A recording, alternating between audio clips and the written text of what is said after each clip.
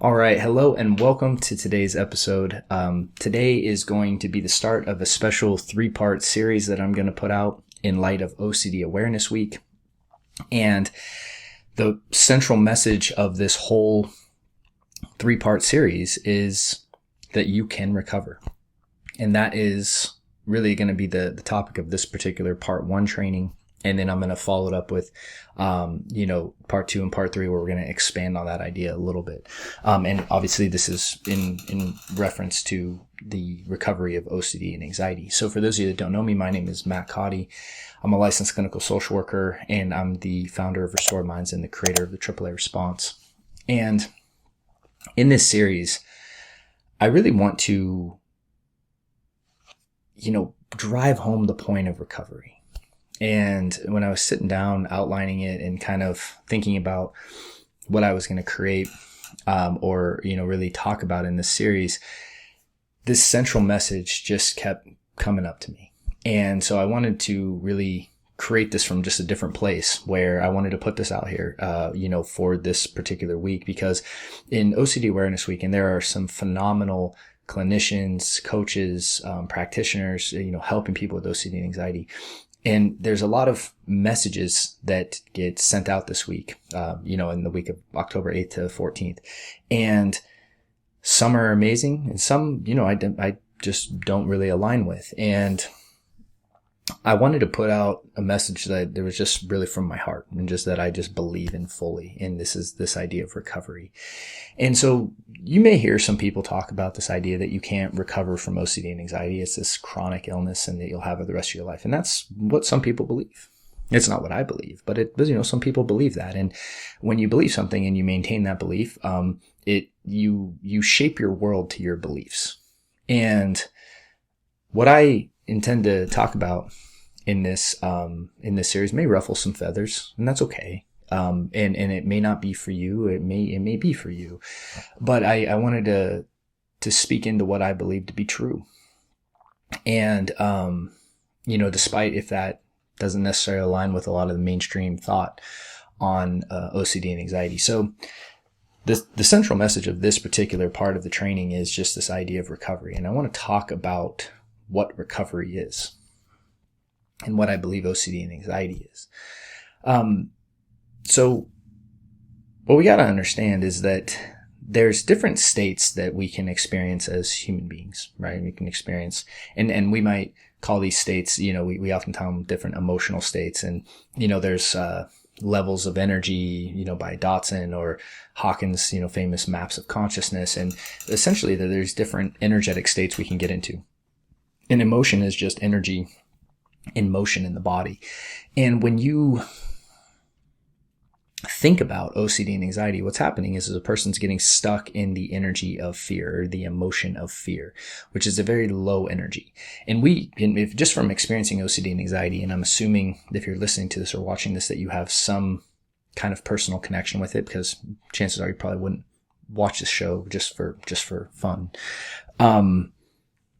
But the energy of fear, when you're really in it, is very heavy, very low. You don't have a lot of excess energy, where when you experience things like joy, or like, bliss, it's like the energy state up there is just very different. And we know that. It's very just intuitive. And it's not really about getting into the woo, stuff. It's not, if it's not, like, don't make this woo. It doesn't have to be, right?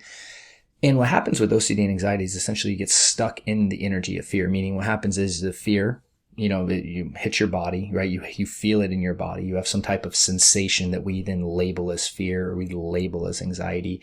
And that creates certain thoughts in the mind. And then the thoughts, again, really express those feelings. And so you feel more fear, more anxiety. And then you do some kind of compulsion or safety behavior, and that closes the loop, because you get that relief, and then more thoughts and feelings pop up, and this loop just kind of goes. Now, when this loop goes, the lens tends to take over, because you project essentially this fear onto the world. So the world starts to look very scary. Things that normally didn't look scary begin to look scary. That's what happens when you're in the lens. And as this wheel starts to spin, the faster it goes, the more behaviors you engage in. Essentially what happens is it begins to take over your life. and create disorder in your life. You see, I don't believe OCD and anxiety is a disorder. The presence of OCD and anxiety, and even what we call OCD. OCD is just how we categorize this loop. And this loop really, exists in all the planes of fear and anxiety. So whether it's social anxiety or phobias or panic attacks, right? This wheel always exists because there's always behaviors that people are engaging in that are reinforcing the loop and keeping the energy going and essentially keeping them stuck.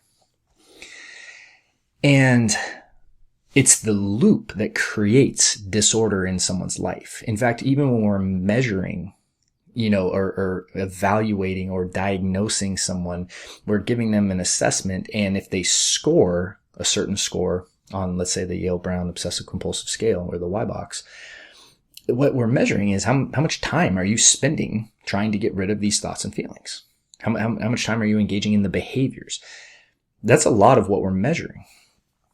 And what ultimately is being tracked is that the behaviors you're engaging in are creating this disorder. And the disorder is something you're experiencing as a secondary result to the loop itself.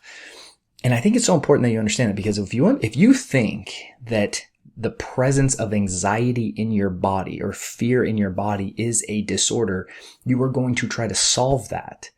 And paradoxically keep yourself stuck because you're going to be thinking that a normal experience is a disorder. Same thing with the intrusive thoughts that happen as a result of the energy of fear, right? It should be, it is, very weird to me in some ways, or very interesting to me, that literally when people experience fear, they almost experience the same exact thoughts cross-culturally. Even even in different languages. It's like the same exact themes pop up. That's very interesting to me. Because it shows that those thoughts are a reflection of the energy of fear. And that we tend to have the same exact thoughts pop up, regardless of where you are in the world. This is very, very fascinating to me. And so what is recovery? Well, recovery is breaking the loop. Recovery is not having thoughts. It's that's human. That's human, normal human stuff. Recovery is not having feelings that are uncomfortable in the body. That's normal human stuff. Recovery is the dismantling of the loop and teaching someone how to experience fear in a way that doesn't create a loop. That's it. We have to keep it simple. And people bring all this stuff in, I'm sure, and much of it's very well intended. But when I say that you can recover, it's you can break the loop. And the way we break the loop is by, again, removing all the behaviors that are keeping the loop going. Because that's really the only thing that's abnormal about the experience, is all the behaviors that the person's engaging in. And yes, there are obviously very specific skill sets that are required to help the person do that, but it absolutely is possible. I've seen it happen personally. I've walked, I don't even know how many people through this process now, at this point, where it's and I've watched people go from testing at a very high level on the Y-Box, let's say in the high 20s or 30s, right, to testing at a point where this is subclinical, meaning the score drops to the point where they can't be diagnosed anymore. And I've seen this happen, and if it's possible for one person, it's absolutely possible for you. And I think that is so important that we start this series and this week with this central idea right here, that recovery is possible. And once you understand what recovery is and you work at it from the right context, and you're applying the tools within the right context to achieve the correct objectives, that's when the magic happens. What most people do is that they try to They have a false perception of recovery, and they try to make the tools make that happen, right? They try to make the tools make it so they don't have thoughts or they don't have feelings. That's where they get caught up. And in part 2 of this, we're going to talk about some of the mistakes people make that I think keep them stuck, and transparently, like, keep them stuck a lot longer than they need to be stuck. And obviously the reason this podcast exists, the reason that Restored Minds exists, the reason that our, Taking Back Control exists, and our book, From Stuck to Unstuck exists, is because once you really get this message, this can transform your life. Like, you don't have to live in that lens. You don't have to let this loop dictate your life. And you really can live from a place of freedom. And that's possible for you. And I think sitting with that is just a great way to just kind of end this first part here, and just understanding that for yourself. And realizing that you're not, like, what most people get in is this idea of that they believe there's some kind of special case, or that, these tools don't work for them. And in my experience, what generally happens is that most people are working so hard because simply they misunderstand what recovery is. They're working so hard, implementing everything they can, reading every book they can, just grinding and grinding and grinding, trying to make a state of recovery that's actually, not real happen. Like this idea of I'm not supposed to have thoughts and not supposed to have feelings. No, recovery is breaking the loop itself. That's what recovery is. And then staying out of the loop.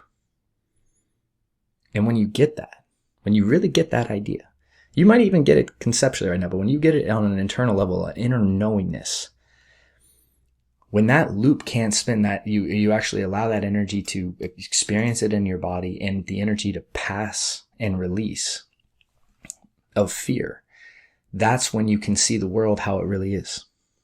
You're not bringing and projecting your fear into the world. You're able to see it through a normal lens, quote unquote. And that's what I want for you, if you're listening to this or watching this.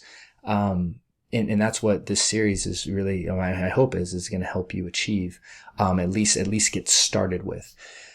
So, this week, in light of the OCD Awareness Week, I am going to do something special. My book, From Stuck to Unstuck, we recently got it up on Amazon. I'm very excited about that. And what we're doing this week is I'm giving, just essentially as a gift, we're giving the book for 99 cents. And so, on the Kindle version. And so, we'll throw a little link up in the,